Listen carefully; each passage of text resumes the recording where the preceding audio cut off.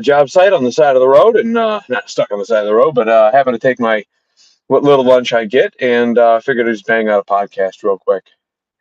I was gonna do this last night, and then I kind of got distracted, and you know how things go. Um, got all this stuff done I needed to do yesterday, um, and so how is your jump into January going? I hope it's going well.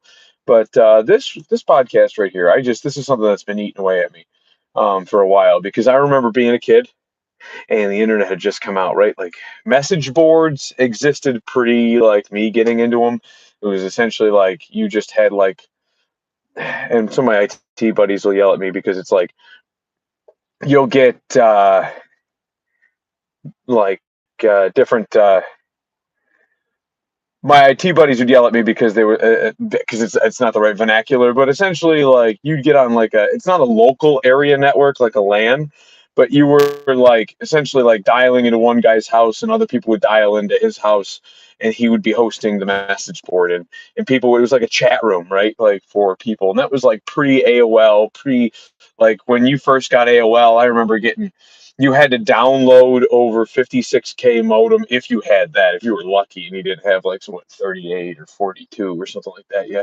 Like 250. Yeah. Anyways, so like you had to download over these slow services.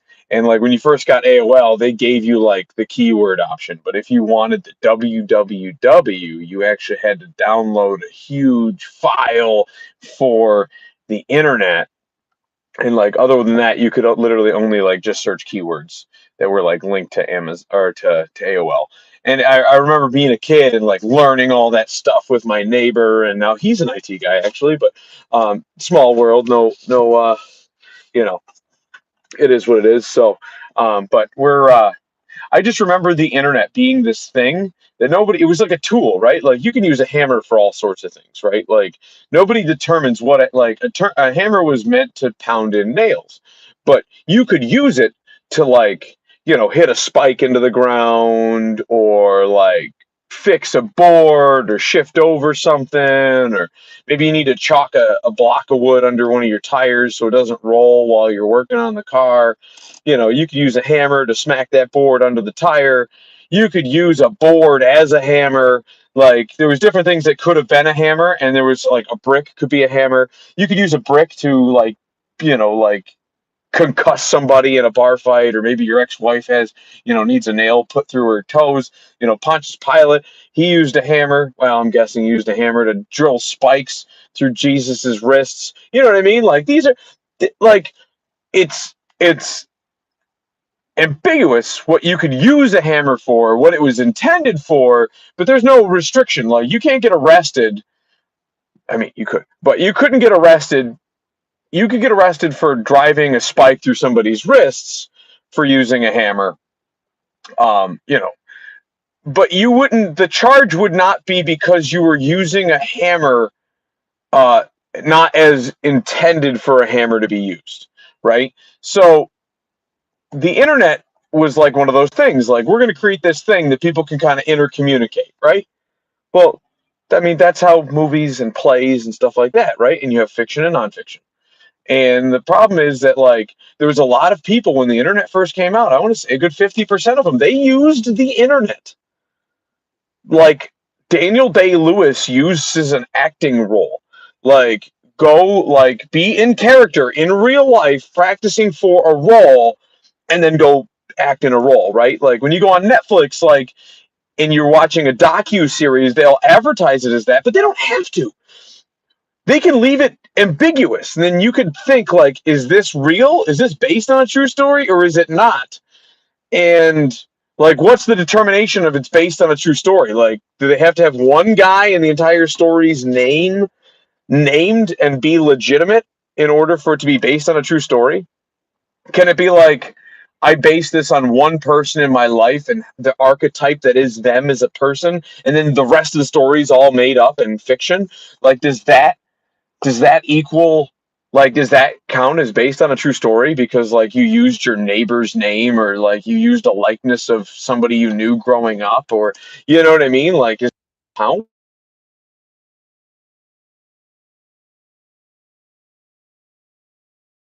There we go. Call in. You know, do we get that? Like, is that what makes based on a true story? Is that like I understand like if you're doing a documentary,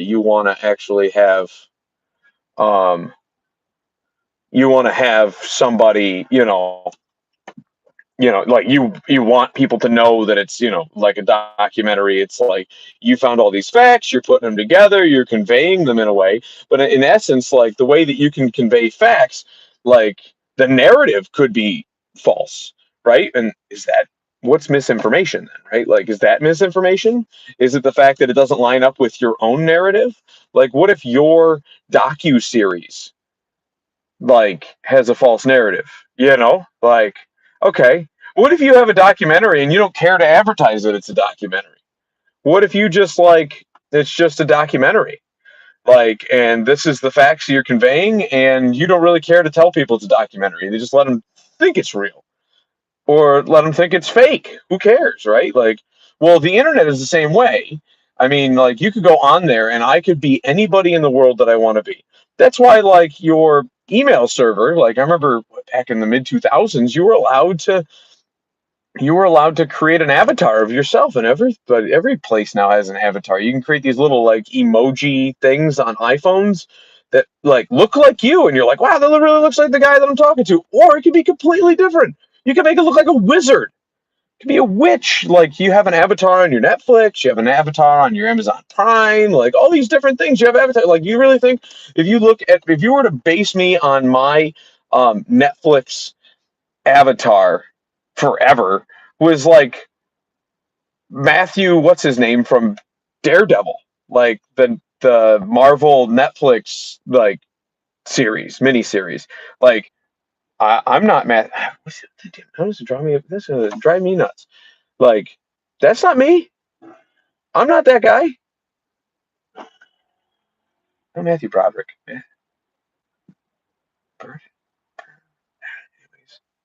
Anyways, no, nonetheless. I'm not him. I'm not him. And you know, I mean, in terms of a Netflix avatar, am I pretending to be him? Would I love to? Yeah. I mean, I wouldn't love to be blind, but I'd love to have his ability to just, have that sixth sense of things. But I mean, the internet is a beautiful thing because it can be 100% truthful, or it can be 100% illusion, and people don't seem to get that. So now, if you post something on the internet, in general, if you post something on the internet, is it an acting exercise? Is it illusion? Is it 100% the truth?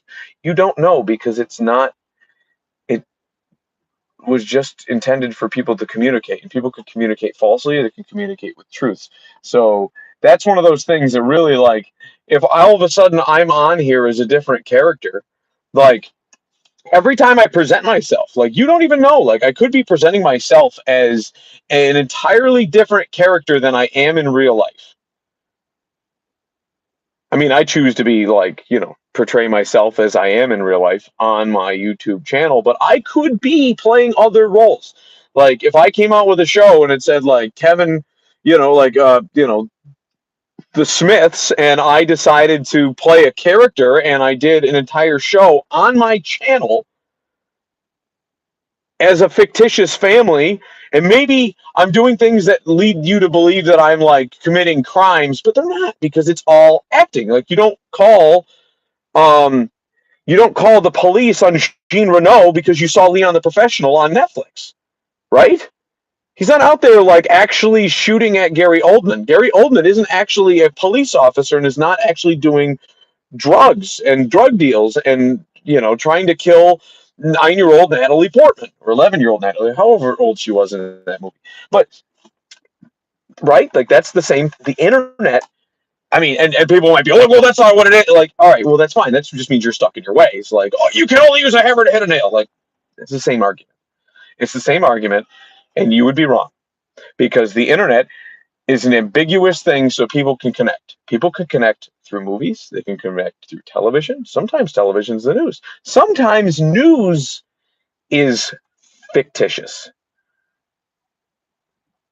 So, I mean, it all depends on your narrative. So, I mean, And it depends on what, if majority of people that run news networks say one thing, and they're disagreeing with the 20% of news networks to say something totally different, that in its of itself, is that a lie? Like, no, it's just how they perceive the world. Like, I mean, in and of itself, now you're basing down like what is truth, what is fact. Like, I mean, gravity is a fact until we know more about gravity, and we find out that actually gravity is a billion other things that are built together to actually pull down or whatever, something we don't really understand. And then you do a little more research. Like, we used to think the world was flat. And then we did some research and we found out that no, it's not. But if you still are, saying, well, I don't trust those guys in their research and you're a flat earther, like, listen, man, like, hey, to each their own. Like, I think you're nuts, but it is what it is. But if I came on my YouTube channel and I decided to live, like, the entire channel was based on a life that wasn't actually me, and like maybe I was like an abusive alcoholic and I went home and I beat my wife and my kids, and it was and it was trying to be like a performance platform where you could be like, wow, I hate that guy or that character, and you say, well, like, but I can relate to that because I had an uncle like that. And you know what I mean? And that's how stories actually become likable to other people, because they can relate to it in their own world. Now, like, you can like hate somebody for their actions, right, and things like that, but you couldn't call the police on me because I'm portraying a character on a performative platform, a stage, if you will,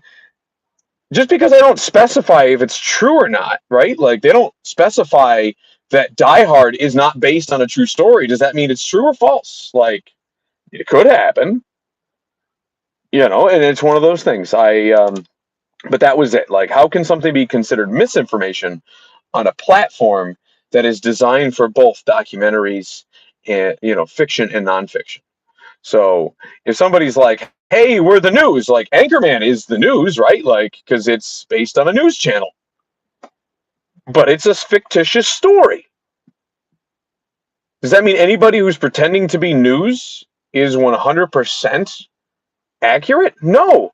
That's what it's called in a lot of people's terms is satire, right? It's an exaggeration of the truth. The truth is that news stations exist.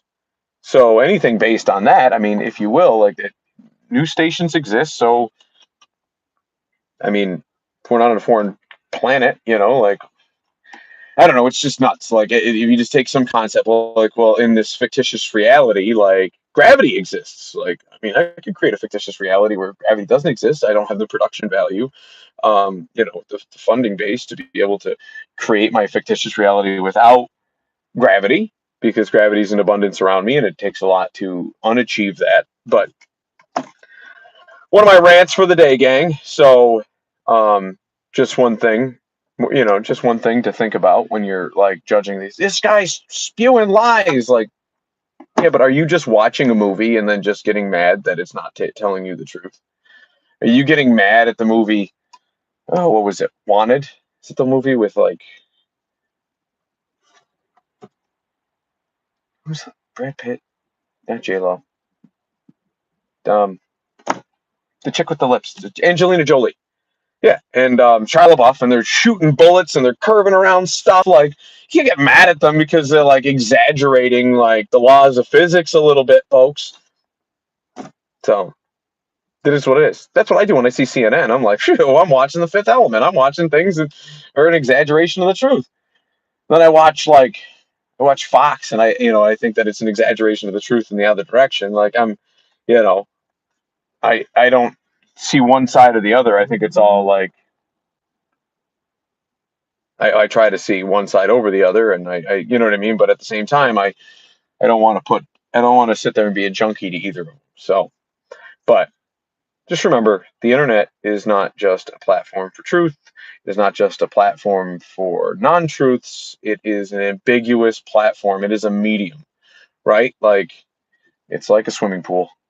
All things can be true or not true in the swimming pool. Jimmy could have peed in the swimming pool, or Judy, his sister, could have been lying, and Jimmy didn't pee in the swimming pool. So you're either swimming in piss or you're swimming in not piss. And it's up for you to decide. what you want to consider fiction and nonfiction on the internet. It's not for the media giants, it's not for the government. It is a medium in which we can convey artistic value, both truths and non-truths. So thanks, gang. We'll see you next time. Life22. Peace.